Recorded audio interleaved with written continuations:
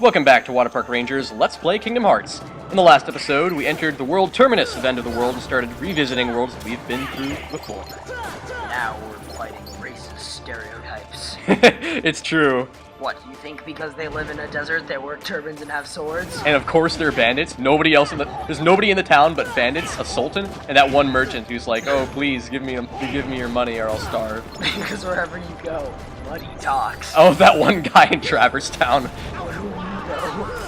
Oh, him. Plus the guy who's got his heart stolen by the Heartless. And then becomes the owner of the shop. Doesn't mean I trust him. In fact, it means that the goods we buy from him are defective. You know, I've actually never talked to him because I don't trust him. I'm serious. He gives me the creeps. You get by on your equipment. It's true, actually, I do. And, oh my god, that one kid from Destiny Islands in the beginning, Titus, who actually appears in Traverse Town, but was a slightly, different, color scheme. It's very strange. Screw Titus. His eyes are also slightly altered, and he says, he's lost his memories, so it makes me think that he's Titus. Final Fantasy X2 is just, it blows, Titus's character over because he's some, ridiculous thing greater than old blitzball player. It's weird. Oh, speaking of which, 13-2, did anyone actually pay attention to that? I saw it. After playing Final Fantasy 13, I've given up on the Final Fantasy series. Ugh. I kind of don't know how I feel about Final Fantasy series overall. 13 was just so bad. I had fun with it. Oh god, not swimming. It is the last bit. And unfortunately, I think we may have Mermaid Kick equipped. Oh god. And of course he's gonna split before we get to the course. Yeah. Final Fantasy 13 was kidding. I thought it was gonna be so good, but it was just running down linear corridors and getting the CPU to do all the fighting for you. It was a waste of time. I had more fun playing Force Unleashed 2 and that game was 4 hours. I always find it so ironic that the Final Fantasy game that I've played the most out of by far is Crystal Chronicles. Ouch. I know that game. I have dreams about it occasionally. I played it so much that one year that I played it, for 6 months. I don't even joke. It was so long. I went through every dungeon 3 times. Ouch. Because you kind of have to be properly leveled for the final boss. And even then, it was a rough spot. So what are we doing? Yeah, that game's it's a case of really strange design. Guys, we can make a Final Fantasy game, or we can make a really bad action game. The thing about it is it seems like the multiplayer in it would be pretty good, but number one, gab cables. The gab cables. The fact that you need to find, so many people actually willing to play that crappy game. So first of all, you need to find people willing, then you need to use the gab cables. Yes, you need at least 3 GBAs, if not 4. I think you may need 4. What? It's just so you don't need all those things. You can play it perfectly fine with 4. You don't even split the screen. Oh my god, it would work perfectly fine if you used GameCube controllers. But then how will you all stay away from the poisonous gas? By not going outside of the circle, just like you do in single player. They literally don't give you any more space on multiplayer. Oh no, Nintendo paraphernalia is just stupid. What's strange though is that Crystal Chronicles became its own series. They made that game, and then they gave it. They named My Life as a King, and then My Life as a Dark Lord as well. They Ring of Fates. Ring of Fates, the one after Ring of Fates. Crystal Bears. No, I think it was Echoes of Time, and then Crystal Bears for the Wii, which was weird and nobody bought it. It's why would anyone? I bought Ring of Fates. Ring of Fates was bad. Ring of Fates was. It was. You have to have real tolerance and patience to play through that game. Yeah, I gave up on Ring of Fates. It was kind of a tough game, I think. Oh, you thought Echoes of Time was too tough?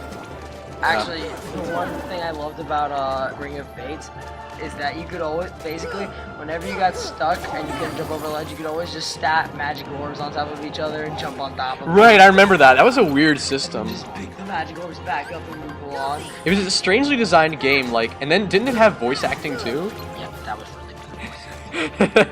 No, I remember the part where, okay, should I spoil this? The part where it's early on, and I think it's right before the time skip, where the main character's, dad gets killed. Yeah.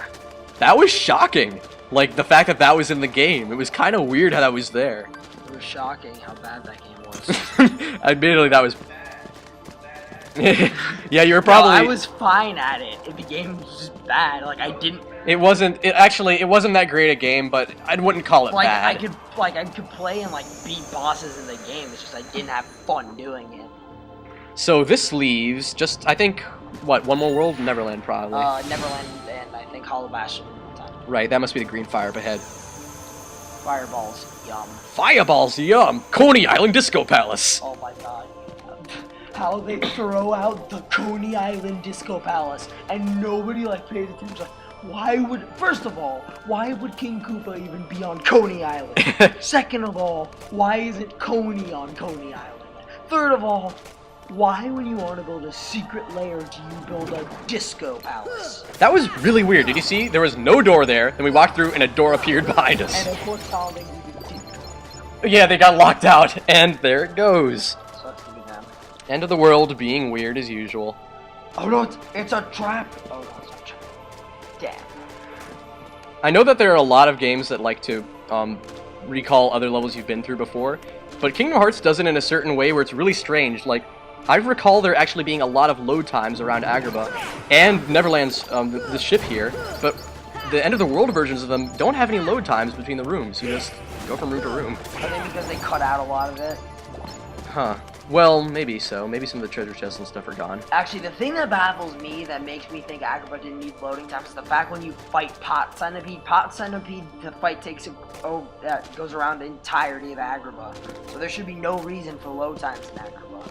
I can kind of understand the load times here, but like I can't understand the load times in Agrabah because they do it in the actual level when you're playing it. And there are less Heartless here now that I really think about it, so it kind of balances out.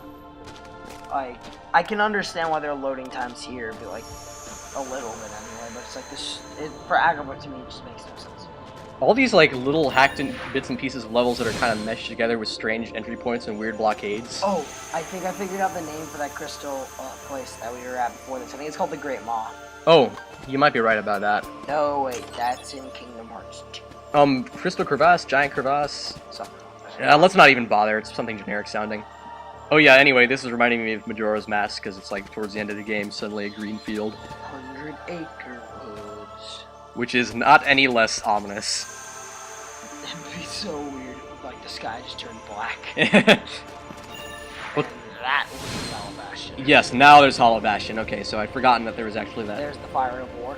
Yeah, feel the fire of war! So we're obviously going to go through and fight Mellotron. See how Mellotron hunts his warriors. I don't think we ever came here. This is definitely not in the level. Okay, this would kind of be, this is complete speculation on my part. By the way, I actually ended up reading the poem the way through here because I was trying to find out if it meant anything. So there's actually going to be a good part dedicated to actually carefully looking at the lines. Hooray, poems. Yep, or if it is a poem, I don't know. Tiger, tiger, burning bright in the forest of the night. Something about simplicity. So yeah, there's a machine there, which I believe this is the room where artificial Heartless were engineered. And it's a complete speculation on my part, though. It's, what is this, an abstract science portal? Seriously, this is all up to interpretation.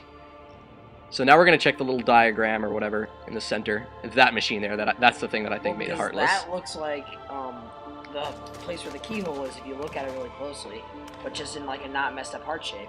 Like that's the messed up heart shape, that's a regular heart shape. Yeah, you're right, I hadn't noticed. One's born of the heart and darkness, devoid of hearts, ravage all worlds and bring desolation. Alrighty then. Seize all hearts and consummate the great heart. All hearts to be one, one heart to encompass all. Yeah, it really does, actually. Realize the destiny, the realm of Kingdom Hearts, the great darkness sealed within the great heart. Progeny of darkness, come back to the eternal darkness, for the heart of light shall unseal the path. 7 hearts, 1 keyhole, 1 key to the door. The door of darkness, tied by 2 keys. You see the other one later, I think. Yeah. In the hands of, you'll see. The door of darkness to seal the light. None shall pass but shadows, returning to the darkness. None shall pass. One's born of the heart and darkness. Hunger for every heart until the dark door opens. That obviously refers to the Heartless. So I can't actually make heads or tails of that, but it's actually the one part where he said that the great darkness sealed within the great heart. They're obviously talking about Kingdom Hearts, but it also kind of goes against the story that they talk about earlier with the grandma who says, but no, there was light in the middle of it. So doesn't that kind of completely make this... Actually, what we've decided is before we go on to the next episode, well, obviously there's going to be no wait for you because episodes just pop up one after the other, unless they haven't been uploaded yet. We're actually going to take a closer look at the poem and see if we can make heads or tails of that next episode. Although there's going to be a boss battle to start things off, so we're going to do that first, obviously. This is going to be legit literary analysis. I'm getting a notepad and a pencil. Really? I might. We might, because it would actually be easy to remember. So jump down there into whatever that is, the Evil Grounds, I think? Yes, Evil Grounds. We'll see you there next episode.